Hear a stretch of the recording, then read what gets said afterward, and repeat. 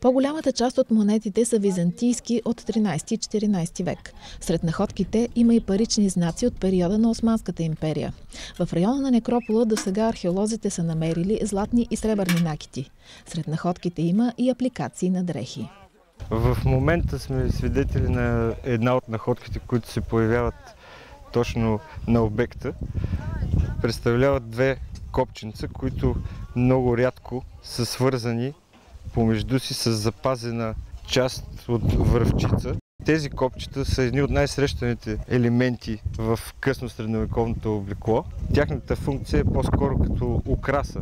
Те стоят по дрехите окачени, а нямат предназначението за да закопчават ризата. Използвани са много и виждаме и реалното в Константинопол, където императора е имал дрехи с цели редове с такива предмети. Другите по-елитарни, така да се каже, накити, които открихме, са комплект наушници, които стоят над ухото, понеже тежестта на самия наушник е много голяма. И единият комплект е свързан с прочелник, към който са прикрепени апликации, в което се получава един много ефектен и красив накит на българската средновековна жена. Сред откритията е и кръст, който е служил за съхраняване на частици от мощи. Находката доказва, че в околностите на Калиакра е имало реликви или са пазени къщета от тях. Вероятно те са продавани на местни аристократи или други състоятелни граждани, смятат археолозите. Това е вторият подобен кръст, намиран в крепостта.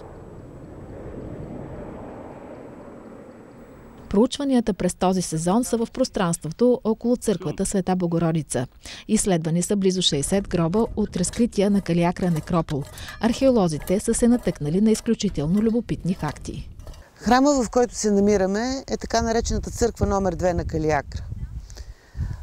Тя е проучвана доста отдавна. Ние решихме да я разчистим и да довършим проучването на колегата. В резултат се оказа, че сме открили една от най-големите църкви на Калиакра. Тя е само дължината на помещенията е 16 метра. Тя е еднокорабна, едноапсидна, много изящно изработена.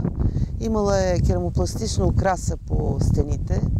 Вероятно е била направена или в края на 13 или в началото на 14 век. И най-важното е, че е била посветена на Света Богородица. Част от откритите при проучванията останки са изпратени за анализ в столицата. Археолозите се надяват чрез тях да получат данни за хората, населявали през средновековието Добруджанското деспотство.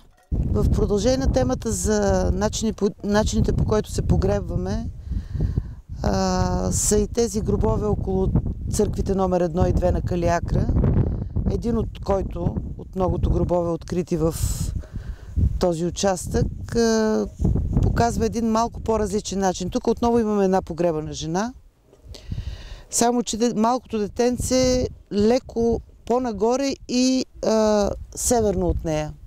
Много старателно се опитват да подчертаят тази силна духовна връзка между деца, родители и може би в тази връзка и тази изненада, която получихме от антропологичните изследвания тази година, че имаме два гроба, в които скелетите са на мъже, а върху тях, в скута на мъжете, са положени малки деца. Но защо са сложени тези деца при мъжете? Това вече е много, много интересна ситуация. Дали когато майката е оставала жива, а пък близък роднина от мъжки пол е почивал, не са търсили начин той да придружава детето на оня свят и да го представи пред роднините. За сега ще мислим в тази посока. Екипът на Бони Петрунова проучва района на крепостта Калиакра 9-та година. За това време там са намерени стотици ценни находки, разкрити са над 150 гроба и уникалната църква Света Богородица. Археолозите се надяват храмът да бъде възстановен изцяло и в него отново да се отслужват християнски ритуали.